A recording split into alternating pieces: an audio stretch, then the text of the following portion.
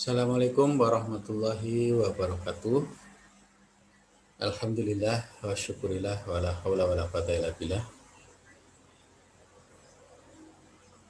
Pada kesempatan ini kami ingin menyampaikan tentang resume teori belajar dan motivasi belajar dalam rangka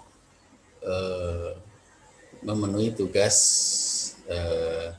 peningkatan keterampilan dasar teknik instruksional atau pekerti yang sedang dilaksanakan oleh LPPM Universitas Bhimagraha bekerjasama dengan Universitas Negeri Tirtayasa. Oke, selanjutnya akan kami sampaikan tentang teori belajar dan motivasi belajar. Tujuan umum pelatihan adalah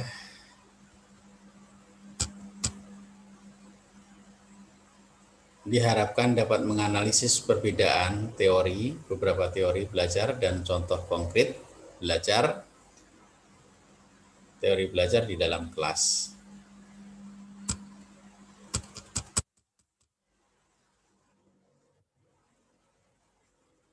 Tujuan khusus pembelajaran ini menjelaskan perbedaan persamaan teori belajar, kemudian menganalisis kekuatan dan kelemahan masing-masing teori belajar, kemudian yang ketiga memberikan contoh penerapan setiap teori belajar di dalam kelas.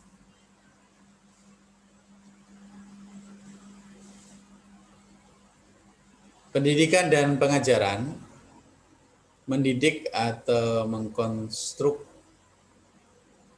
attitude, habit, dan behavior dan karakter ya. Dalam mendidik itu mengkonstruk attitude, habit, behavior, dan karakter. Kemudian mengajar itu adalah mentransfer of knowledge, experience, value, dan skill. Teori belajar dan penerapannya. Dalam hari ini ada beberapa teori belajar yang akan kami sampaikan, yaitu tentang deskripsinya, asumsi dasarnya, pengertian belajar, kemudian tujuan belajar dan kritik. Kemudian yang kedua adalah teori instruksional, preskriptifnya, kemudian pengaruh teori belajarnya, terapannya, kemudian model-model pembelajarannya. Kemudian yang ketiga adalah penerapan dalam proses belajar mengajar.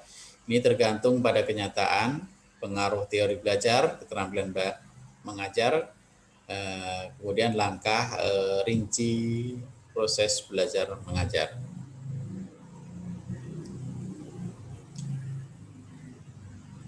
Teori belajar ada beberapa teori belajar yang mungkin akan kami sampaikan. Dalam teori belajar itu adalah aliran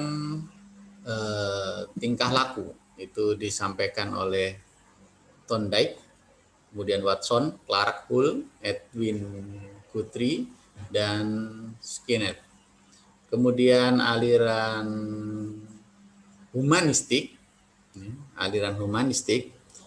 itu oleh Bloom dan Krathwohl, kemudian Kerr, Cole, kemudian Hone dan Mumford, kemudian Habermas. Ada juga aliran sibernetik, ini disampaikan oleh Landa, kemudian Pass dan Scott. Kemudian aliran kognitif itu Piaget, Ausubel, dan Brunner.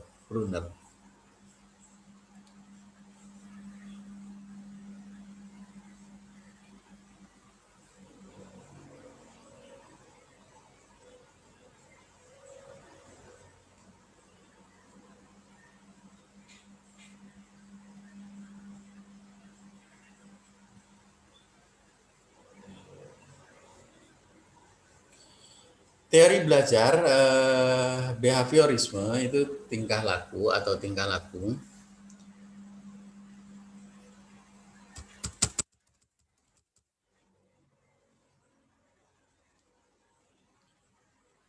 Belajar adalah perubahan tingkah laku.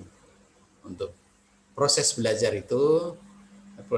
mengajar itu ada stimulus, ada proses. Dalam proses ada penguatan positif, ada penguatan negatif, kemudian respon. Nah, faktor lain ialah penguatan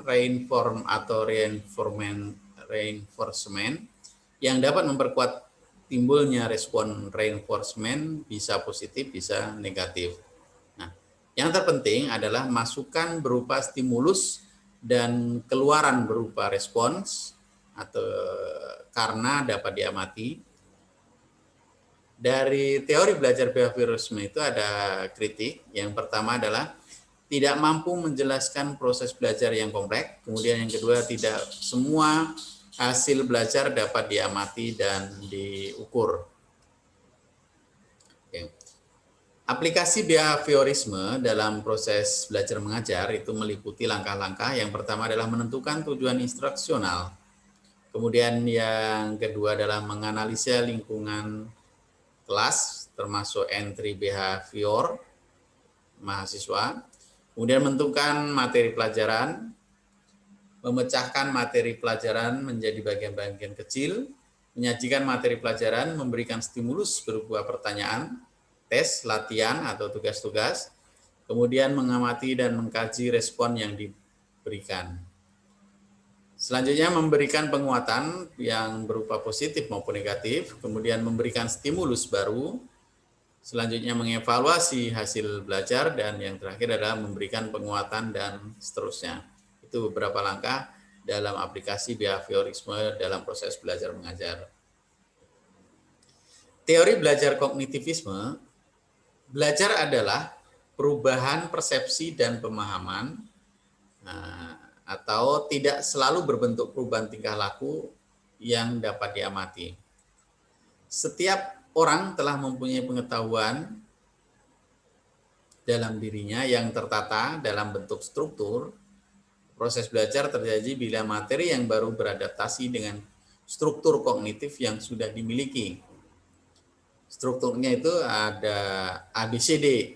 Nah, apa ABCD itu? Audience, behavior, condition, dan degree. Mahasiswa, teori belajar yang berkembang berdasarkan teori ini ialah teori perkembangan Piaget, teori kognitif Brunner, dan teori bermakna Ausubel. Nah, ada kritik dari teori belajar kognitivisme itu yaitu lebih dekat pada psikologi daripada teori belajar sukar diaplikasikan.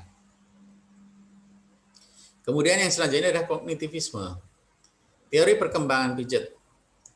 Yang pertama, proses belajar terjadi menurut tahapan perkembangan sesuai umur. Yang kedua, tahap-tahap itu ada asimilasi, penyesuaian pengetahuan baru dengan struktur kognitif yang sudah ada. Kemudian yang kedua, akomodasi, yaitu penyesuaian struktur kognitif mahasiswa dengan pengetahuan yang baru. Dan yang ketiga adalah ekuilibrasi atau penyeimbangan mental setelah terjadi proses asimilasi dan akomodasi. Itu kognitivisme, teori perkembangan Piaget. Kemudian aplikasi teori perkembangan Piaget tersebut, itu yang pertama menentukan tujuan instruksional, kemudian yang kedua memilih materi pelajaran, yang ketiga menentukan topik yang dapat dipelajari secara aktif oleh mahasiswa, bimbingan minimum oleh dosen, yang keempat merancang kegiatan belajar yang cocok untuk topik yang akan dipelajari mahasiswa, yang kelima, mempersiapkan berbagai pertanyaan yang memacu kreativitas mahasiswa untuk berdiskusi atau bertanya. Kemudian yang keenam adalah mengevaluasi proses dan hasil belajar. Kognitivisme menurut Brunner, terjadinya proses belajar lebih ditentukan oleh kita mengatur materi pelajaran. Proses belajar terjadi melalui tahap-tahap. Ya, ada 3 tahapan dalam proses belajar menurut Brunner itu, yaitu yang pertama adalah enaktif, aktivitas mahasiswa untuk memahami lingkungan melalui observasi langsung realistis. Kemudian yang kedua adalah ekonik, yaitu mahasiswa mengobservasi realitas tidak secara langsung, tetapi melalui sumber sekunder, misalnya melalui gambar-gambar atau lisan. Kemudian yang ketiga adalah simbolik, yaitu mahasiswa membuat abstraksi berupa teori, penafsiran, analisis terhadap realitas yang telah diamati dan alami. Aplikasi teori kognitif Brunner yang pertama adalah menentukan tujuan-tujuan instruksional, memilih materi pelajaran, kemudian menentukan topik yang bisa dipelajari secara induktif oleh mahasiswa, mencari contoh, tugas, kemudian ilustrasi dan sebagainya, mengatur topik mulai dari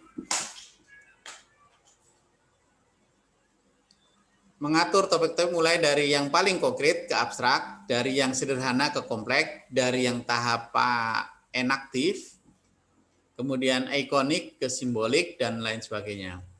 Kemudian yang selanjutnya adalah mengevaluasi proses dan hasil belajar. Teori bermakna ausubel. Dalam teori bermakna ausubel itu yang pertama, proses belajar terjadi bila mahasiswa mampu mengasimilasikan pengetahuan yang dimiliki dengan pengetahuan baru. Kemudian yang kedua, proses belajar terjadi melalui tahap-tahap. Memperhatikan stimulus yang diberikan, yang kedua memahami makna stimulus, yang ketiga menyimpan dan menggunakan informasi yang sudah dipahami. Kemudian yang ketiganya konsep penting, yaitu advanced organizer, yang merupakan gambaran singkat isi pelajaran baru yang berfungsi sebagai satu, kerangka konseptual sebagai titik tolak proses belajar. Kemudian dua, penghubung antara ilmu yang baru dengan apa yang sudah dimiliki mahasiswa. Kemudian tiga, fasilitator yang mempermudah mahasiswa belajar.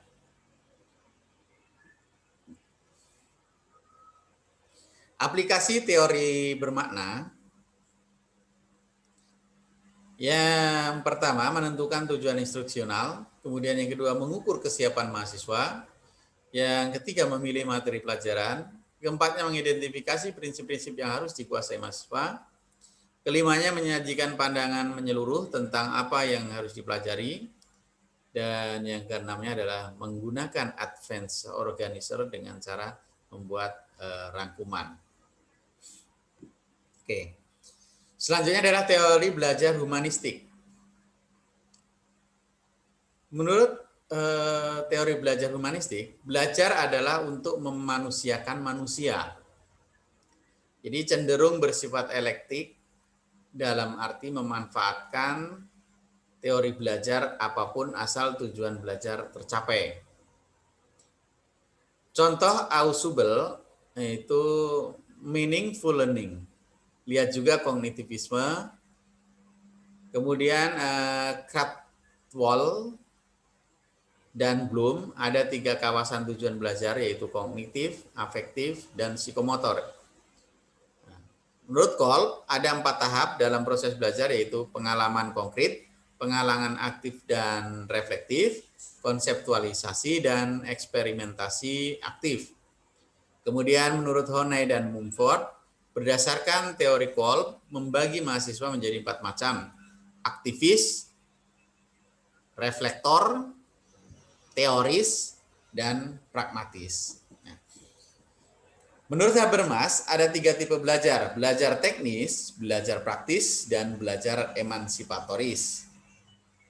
Ada kritik dari teori belajar humanistik itu, yaitu sukar digunakan dalam konteks yang lebih praktis dan lebih dekat dengan dunia filsafat daripada dunia pendidikan.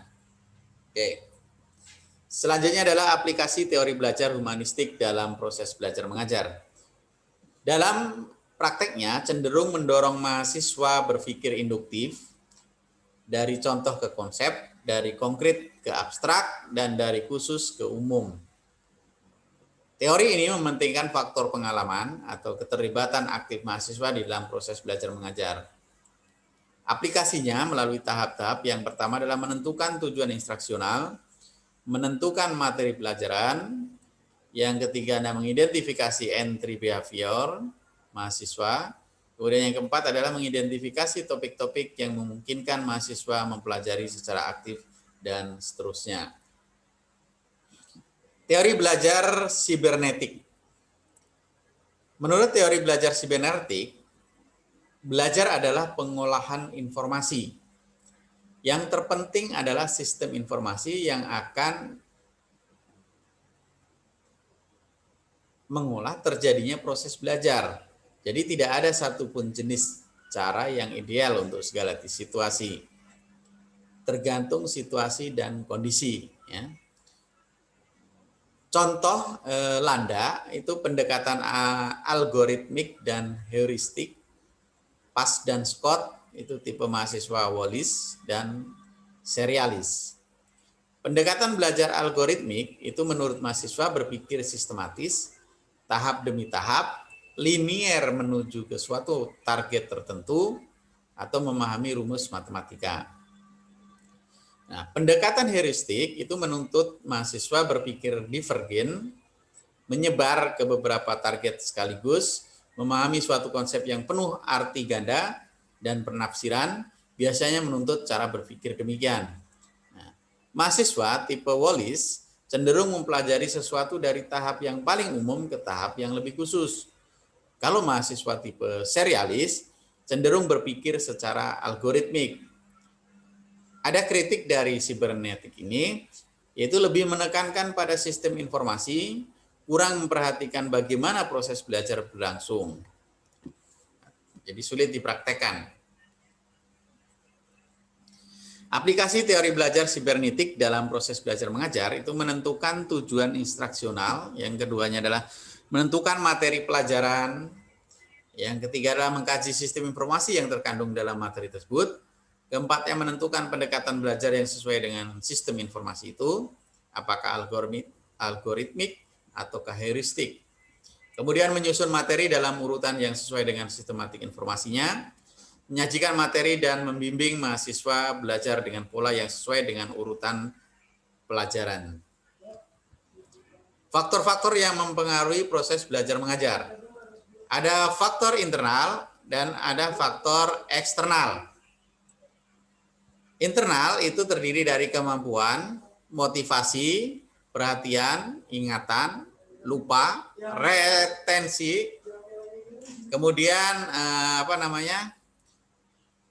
eksternalnya, kondisi belajar, tujuan belajar, pemberian umpan balik. Internal tadi kemampuan, motivasi, perhatian, ingatan, lupa, retensi atau transfer. Kemudian eksternal itu kondisi belajar, tujuan belajar, pemberian umpan balik. Oke. Analisis hasil kerja yang rendah. Yang pertama, itu biasanya prestasi belajar rendah itu karena disebabkan belum menguasai pengetahuan keterampilan. Jadi kompetensinya belum ada. Yang kedua, sifat atau struktur tugas yang sulit atau tidak menyenangkan. Biasanya jenuh, bosan, atau kesal mahasiswanya. Kemudian yang ketiga, konsekuensi negatif pelaksanaan tugas. Kemudian yang keempat, jarang berlatih menggunakan keterampilan. Nah, ini prestasi belajar rendah. Yang menyebabkan prestasi belajar rendah. Ada 4 faktor ya. Yang pertama adalah belum menguasai pengetahuan atau keterampilan. Yang kedua, sifat atau struktur tugas yang sulit atau tidak menyenangkan. Kemudian ada yang ketiga, konsekuensi negatif pelaksanaan tugas. Dan yang keempat adalah jarang berlatih menggunakan keterampilan. Nah, sekarang motivasi. Pengertiannya adalah berasal dari mover. Motivasi itu dari bahasa mover, dari kata mover, artinya menggerakkan. Kondisi yang menimbulkan perilaku, kondisi yang mengarahkan perilaku, kondisi yang mempertahankan intensitas perilaku. Nah itu pengertian motivasi itu adalah dari kata movere, yaitu menggerakkan. Itu menggerakkan apa? Menggerakkan kondisi yang menimbulkan perilaku. Menggerakkan, mengarahkan perilaku, kondisi yang mempertahankan intensitas perilaku. Teori motivasi. Proses motivasi diarahkan untuk mencapai tujuan. Dan tujuan itu sendiri adalah yang ingin direalisasikan. Dipandang sebagai power yang menarik individu. Terdapat beberapa teori motivasi dan hasil penelitian yang berusaha mendeskripsikan hubungan antara perilaku dan hasilnya. ARCH model. Yang pertama adalah ARCS model. Apa ARCS model itu? Yang pertama ARCS itu adalah attention, relevance, kemudian confidence, dan satisfaction. Attention itu adalah perhatian, relevansi atau relevan, kemudian confidence adalah kepercayaan diri, satisfaction adalah kepuasan. Ini dalam teori motivasi ya. Attention, apa sih yang dibutuhkan dalam attention atau perhatian? Perhatian itu ditimbulkan oleh elemen yang baru, aneh, kontradiktif, dan kompleks. Itu biasanya butuh perhatian. Strategi untuk merangsang minat dan perhatian mahasiswa.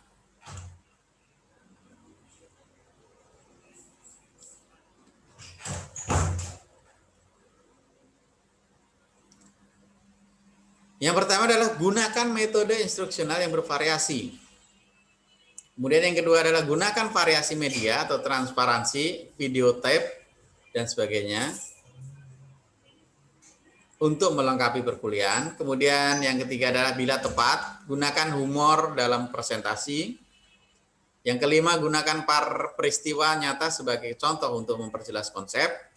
Yang kelima adalah gunakan teknik bertanya untuk melibatkan mahasiswa. Kemudian relevansi ya. Hubungan antara materi kuliah dengan kebutuhan dan kondisi mahasiswa. Jadi disesuaikan dengan kondisi mahasiswa, dengan kebutuhan dan kondisi mahasiswa. Yaitu yang pertama adalah motif pribadi. MC Cleland, kebutuhan McClellan ya, kebutuhan untuk berprestasi itu needs for achievement. Kebutuhan untuk berprestasi. Jadi dia butuh needs for achievement. Dia butuh untuk berprestasi. Kemudian yang kedua adalah kebutuhan untuk memiliki kuasa. Needs for power. Nah, dia ingin ketua kelas atau memimpin dalam suatu organisasi. Kemudian yang ketiga adalah kebutuhan untuk berafiliasi atau needs for affiliation. Yang kedua, motif instrumental, bahwa keberhasilan dalam suatu tugas adalah langkah untuk mencapai keberhasilan lebih lanjut. Kalau satu tugas sudah selesai, akan menanti tugas yang lain, begitu dan seterusnya. Yang ketiga adalah nilai kultural, apalagi apabila tujuan yang ingin dicapai sesuai dengan nilai yang dianut oleh mahasiswa dan kelompok, nilai kultural. Kemudian strategi untuk menunjukkan relevansi perkuliahan, sampaikan apa kemampuan mahasiswa mempelajari kuliah tersebut, berarti perlu menjelaskan tujuan instruksional. Yang kedua, menjelaskan manfaat pengetahuan keterampilan yang akan dipelajari yang berkaitan dengan pekerjaan lulusan nanti. Kemudian yang ketiga adalah berikan contoh latihan atau tes yang langsung berhubungan dengan profesi tertentu. Artinya berarti itu nanti langsung kepada dunia nyata, praktek langsung. Teorinya ini loh prakteknya gitu. Jadi langsung pengalaman lapangan atau field trip ya. atau kunjungan langsung ke tempat. Bagaimana cara membuat tempe? Langsung ke tempat pabrik tempe, kan begitu. Jadi langsung praktek. Oke, lanjut ya. Kepercayaan diri atau confidence. Nah, ini yang kadang-kadang beberapa mahasiswa itu sulit untuk percaya. Kita sendiri selaku dosen kadang-kadang sulit untuk membangun kepercayaan diri atau confidence. Strategi untuk meningkatkan kepercayaan diri atau confidence itu ada beberapa. Yang pertama adalah memperbanyak pengalaman berhasil mahasiswa. Urutan materi dari mudah ke sukar. Ya. Kemudian yang kedua, perkuliahan disusun dalam bagian yang lebih kecil. Yang ketiga, meningkatkan harapan untuk berhasil dengan menyertakan persyaratannya, tujuan instruksional dan kriteria tes pada awal kuliah. Keempatnya adalah memungkinkan kontrol keberhasilan di tangan mahasiswa, adanya kontrak perkuliahan. Kemudian yang kelima, tumbuh kembangkan kepercayaan diri mahasiswa. Yang keenamnya adalah berikan umpan balik yang konstruktif. Jadi itu misalnya ada kalau bisa berhasil nanti dapat hadiah ini. Nah, itu ada umpan balik, ada motivasi, ada dorongan, ada target yang ingin dicapai. Oke. Kemudian satisfaction, strategi untuk meningkatkan kepuasan itu yang pertama adalah gunakan pujian secara verbal dan umpan balik yang informatif, bukan ancaman atau sejenisnya. Terima kasih, sangat bagus, sudah menjalankan program ini misalnya dengan baik dan berhasil. Terima kasih atas nama fakultas misalnya, kan begitu. Kemudian yang kedua, berikan kesempatan mahasiswa segera mempraktekkan pengetahuan yang dipelajarinya. Jadi teori praktek itu supaya tidak hanya teori saja, tetapi memang praktek langsung. Kemudian yang keempat, minta mahasiswa membantu teman yang belum berhasil menguasai suatu keterampilan atau pengetahuan. Namanya tutor sebaya ya. Jadi di situ ada problem solving juga. Teman yang belum selesai atau belum mampu minta dibantu kepada yang sudah selesai atau yang sudah mampu. Kemudian yang keempat, bandingkan prestasi mahasiswa dengan prestasinya sendiri di masa lalu atau standar lain, bukan dengan mahasiswa lain. Maksudnya yang sudah dilaksanakan dengan yang belum itu kira-kira mana yang bagus. Jadi ada motivasi di situ.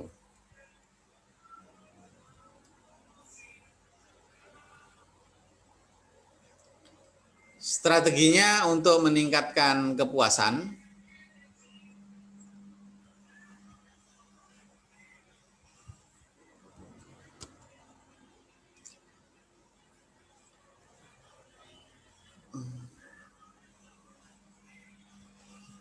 gunakan pujian secara verbal udah tadi ya, memberikan kesempatan.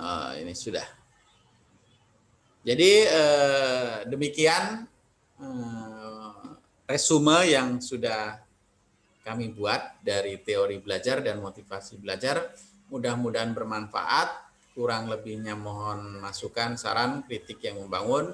Dan terima kasih atas atensinya, subscribe-nya. Mudah-mudahan YouTube ini bermanfaat. Kemudian kurangnya mohon maaf, karena memang kekurangan dari diri saya. Lebihnya saya ucapkan terima kasih, dan itu milik Allah yang sudah membimbing kami. Kemudian terima kasih juga kepada Bapak Dr. Syihabuddin Said yang sudah memberikan tugas dengan waktu yang relatif singkat untuk membuat YouTube pembelajaran ini, meresume teori belajar dan motivasi belajar. Kurang lebihnya mohon maaf.